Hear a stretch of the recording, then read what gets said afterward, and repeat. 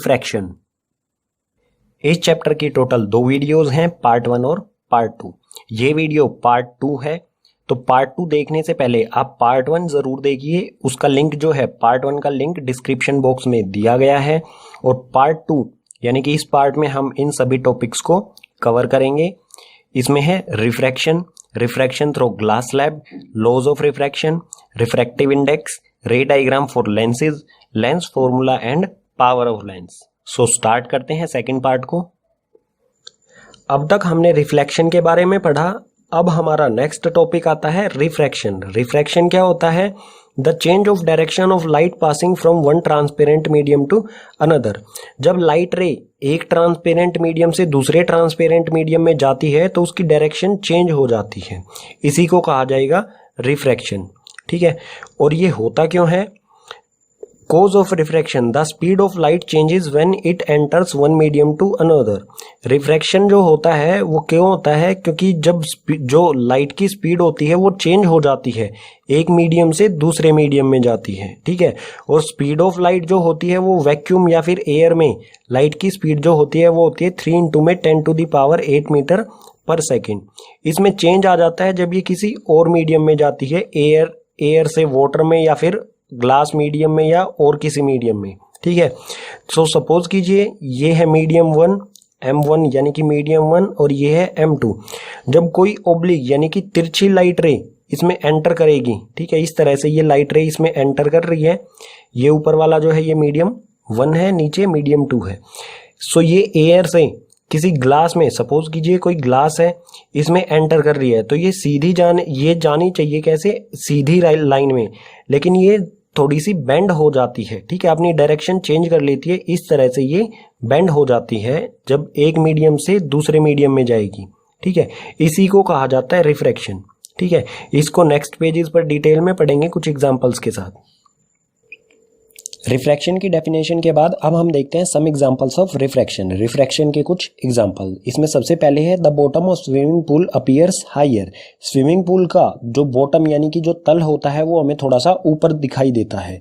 इसका कारण क्या है? रिफ्रैक्शन, क्योंकि लाइट रेज जो है वो एयर से वाटर के मीडियम में जाती हैं। ठीक है, इसी कारण हमें लाइट की स्पीड जो है वो चेंज हो जाती है और जो बॉटम है वो हमें ऊपर उठा हुआ दिखाई देता है। सेकंड है इसमें a pencil partially immersed in water appears to be bent at the surface of water and air. जब कोई pencil half immersed in water, आधी पानी में डूबी हुई होती है, तो हमें वाटर और एयर का जो सरफेस होता है, ये एयर ये वाटर, ठीक है, इसके सरफेस पर जहां पर ये दोनों कांटेक्ट करते हैं एयर और वाटर, उस सरफेस पर हमें पेंसिल थोड़ी सी मुड़ी हुई दिखाई देती है। ठीक है, इस एक्टिविटी को आप घर पे भी करके देख सकते हैं।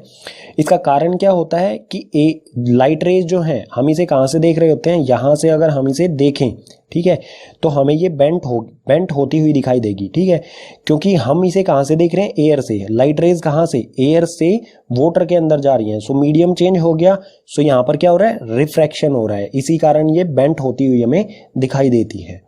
थर्ड है इसमें lemon placed in glass tumbler appears higher. Glass tumbler यानी कि कांच का ग्लास जो होता है उसमें जब हम लेमन डाल देते हैं, एक साबुत लेमन डालेंगे हम उसमें, तो वो हमें साइड से देखने पर वो हमें बहुत बड़ा दिखाई देता है। इसका कारण भी क्या है? रिफ्रैक्शन, क्योंकि एक मीडियम से दूसरे मीडियम में रेज जाने पर उनकी स्पीड चेंज हो जाती है। ठीक है, लास्ट है इसमें letters of a book appears to be raised when seen through a glass slab. अगर आपकी बुक है, ठीक है, बुक पर अगर हम ग्लास स्लैब रख देते हैं, उसकी वजह से जो भी लेटर्स होते हैं बुक पर लिखे हुए, जो भी अल्फाबेट्स लेटर्स होते हैं, वो हमें थोड़ा सा ऊपर की तरफ दिखाई देते हैं, क्योंकि वहां पर भी क्या हो रहा है? मीडियम चेंज हो रहा है, एयर और ग्लास मीडियम है, वहां पर भी 2 मीडियम है। इसी कारण लाइट की स्पीड चेंज हो जाएगी और जो लेटर्स हैं वो हमें थोड़ा सा ऊपर दिखाई देंगी। ठीक है, ये कुछ एग्जांपल्स हो गए हैं रिफ्रैक्शन के। अब हम देखते हैं refraction through glass slab. Glass slab से रिफ्रैक्शन किस तरह से होता है? सपोज कीजिए ये हमारी PQRS एक ग्लास स्लैब है, यहाँ पर एयर का मीडियम है और ये ग्लास मीडियम है। ग्लास स्लैब है तो ग्लास मीडियम होगा। ठीक है, ये नॉर्मल लाइन है हमारी, नॉर्मल RS वाले सरफेस पर नॉर्मल है और ये PQ वाले सरफेस पर नॉर्मल लाइन है हमारी। इसे डिनोट कर देते हैं, ये N, ये N डैश। ठीक है, N और N डैश जो है हमारी ये नॉर्मल लाइन है। अब सपोज कीजिए ये हमारी इंसिडेंट रे है, ठीक है, ये इंसिडेंट रे है एक मीडियम से, ये एयर मीडियम से ग्लास मीडियम में एंटर करेगी। और रिफ्रैक्शन क्या कहता है, जब कोई लाइट रे एक मीडियम से दूसरे मीडियम में एंटर करती है तो वो अपनी डायरेक्शन चेंज कर लेती है। सो ये एयर मीडियम से जैसे ही ग्लास मीडियम में एंटर करेगी, इसकी पोजीशन क्या होनी चाहिए थी, बिल्कुल सीधी जानी चाहिए थी इस लाइन में, लेकिन जब ये ग्लास मीडियम में एंटर करेगी तो ये जो है नॉर्मल की तरफ मुड़ जाएगी, ठीक है। सो इसका पाथ जो है, डायरेक्शन जो है वो चेंज हो जाएगी। ये इस जैसे ही इस पॉइंट पर एंटर करेगी और ये नॉर्मल की तरफ मुड़ जाएगी, ठीक है। सो ये यहाँ पर ये क्या है, इंसिडेंट रे। सो ये बनाएगी यहाँ पर एंगल आई, और जब इस पॉइंट के बाद ये क्या हो गया, रिफ्रैक्शन हो गया इसका, यानी कि रिफ्रैक्टेड रे हो गई, तो ये यहाँ पर बनाएगी एंगल आर, ठीक है। और एंगल आर जो है वो एंगल आई जो है आर से बड़ा होगा, ठीक है, क्योंकि ये आर नॉर्मल की तरफ जो है, रिफ्रैक्टेड रे जो है वो नॉर्मल की तरफ बेंड हो गई, मुड़ गई, ठीक है। अब एयर से ग्लास मीडियम में आने पर क्या हुआ, ये नॉर्मल की तरफ मुड़ गई, ठीक है, बेंड हो गई। अब फिर से सपोज कीजिए ये हमारी इंसिडेंट रे है, इस वाले सरफेस पर ये इंसिडेंट हो रही है, तो ये बनाएगी यहाँ पर एंगल आई2, ठीक है, आई तो बना चुकी है यहाँ पर, सो आई2 रख लेते हैं इसे, ये बनाएगी एंगल आई2। और जब ये ग्लास मीडियम से एयर मीडियम में जाएगी तो यहाँ पर बनाएगी एंगल R2। यहाँ पर आप क्या नोटिस करेंगे, जैसे ही ये ग्लास मीडियम से एयर मीडियम में जाएगी, सो ये अवे टू द नॉर्मल, ये फिर से बेंड हो जाएगी नॉर्मल से दूर।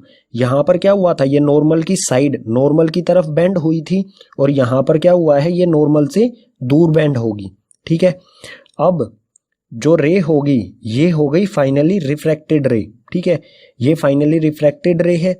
अब आप नोटिस करेंगे जो फाइनल में रिफ्रैक्टेड रे है एयर मीडियम में, ये वाली, और जो ओरिजिनल पाथ था इसी रे का, ठीक है, ओरिजिनल पाथ ये बिल्कुल इसके पैरेलल है, और ये इसका ओरिजिनल पाथ क्या होना चाहिए था ये, लेकिन ये किस पाथ पर आ गई रिफ्रैक्शन के कारण, इस पाथ पर।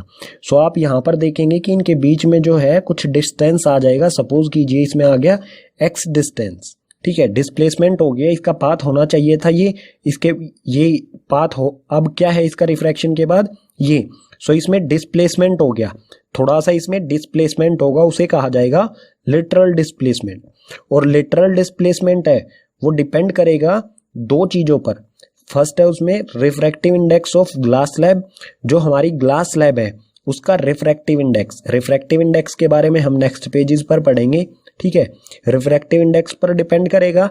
और second thickness of glass slab की थिकनेस पर, यानी कि जो आर से क्यू की दूरी है ये होगी थिकनेस, ठीक है।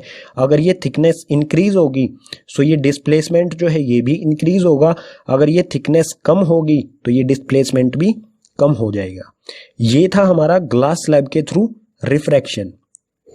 अब देखते हैं लॉज ऑफ रिफ्रैक्शन, यानी कि रिफ्रैक्शन के कुछ नियम। जैसे कि पीछे वाले पेज पर हमने ग्लास स्लैब के रिफ्रैक्शन के बारे में पढ़ा था, तो जहां पर भी रिफ्रैक्शन होगा वहां पर कुछ नियम को फॉलो करना होगा। उसमें से फर्स्ट है the incident ray, the refracted ray and the normal to the interface of two transparent media at the point of incidence all lie on the same plane. जो हमारी इंसिडेंट रे होती है, refracted रे होती है, और normal रे जो होती है हमारी, जो दोनों मीडियम के इंटरफेस, यानी कि जहां पर दोनों मीडियम मिलते हैं, जो वहां पर जो नॉर्मल रे होती है हमारी, ये तीनों चीज कहां पर होनी चाहिए, सेम प्लेन में होनी चाहिए, ठीक है। और सेकंड है इसमें स्नेल्स लो थोड़ा सा इंपॉर्टेंट है, इसके बारे में डिटेल में थोड़ा सा डिस्कस करेंगे। सो स्नेल्स लो क्या होता है, the ratio of sine of angle of incidence to the sine of angle of refraction is constant for a light of given colour and for a given pair of medium. अगर हमें किसी एक colour की light दी गई है और एक pair of medium दिया गया है, ठीक है, सो इसको इस डायग्राम से समझते हैं थोड़ा। एक पेयर दिया गया है हमें मीडियम का, मीडियम 1 और मीडियम 2। लाइन के ऊपर की तरफ मीडियम 1 है और नीचे की तरफ मीडियम 2 है। सो मीडियम 1 और मीडियम 2 में हमें एक गिवन कलर की लाइट दी गई है। सो ये नॉर्मल, ये हमने बनाई नॉर्मल।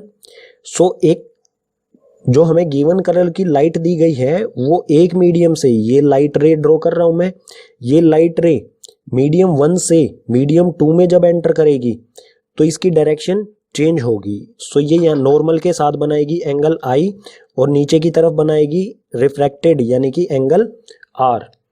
और ये एंगल आई और एंगल आर जो होंगे इनका जब हम रेशियो निकालेंगे किस तरह से, जो हमारी ट्रिग्नोमेट्रिक टर्म है साइन आई यानी कि इस एंगल का साइन और इस एंगल का साइन, साइन आई और साइन आर का जब रेशियो निकालेंगे तो वो रेशियो जो आएगा वो कांस्टेंट होगा। ठीक है, कांस्टेंट किस तरह से, इसका रेशियो आ गया, जो भी इसका रेशियो आएगा, सपोज कीजिए हम इस एंगल आई को इंक्रीज कर दें, हमने जो है ये इंसिडेंट रे जो है ये और ओब्लिक यानी कि तिरछी कर दिया इसे। ठीक है, यहां पर ये नॉर्मल ड्रॉ कर देता हूं मैं, हमने इसे इसका एंगल बढ़ा दिया, ये एंगल आई जो है ये इंक्रीज हो गया, एंगल आर जो होगा वो भी थोड़ा सा इंक्रीज हो जाएगा, ये एंगल आर। अगर मीडियम सेम है और लाइट का कलर सेम है तो जो एंगल आई और एंगल आर इन दोनों का रेशियो, साइन आई और साइन आर इन दोनों का रेशियो और इन दोनों का रेशियो, उनका आंसर जो है वो सेम आएगा यानी कि कांस्टेंट होगा, उसमें कोई भी